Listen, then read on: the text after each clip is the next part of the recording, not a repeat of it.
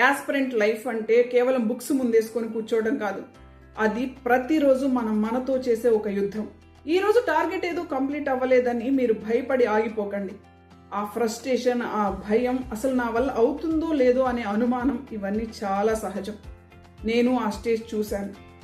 ఒక్క విషయం గుర్తుపెట్టుకోండి, విజయం అనేది ఒక్క రోజులో జరిగే అద్భుతం కాదు.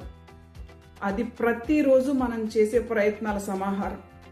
ఈరోజు మీరు కంప్లీట్గా ఒక చాప్టర్ కంప్లీట్ చేయలేకపోవచ్చు, కానీ ఒక్క టాపిక్ కంప్లీట్ చేయండి. అంటే మీరు మీ ప్రిపరేషన్లో ఒక అడుగు ముందున్నారనే లెక్క. ఓటమి భయంతో ఆగిపోకండి. అలసట అనిపిస్తే విశ్రాంతి తీసుకోవాలి, కానీ ప్రయత్నాన్ని మానేయకూడదు.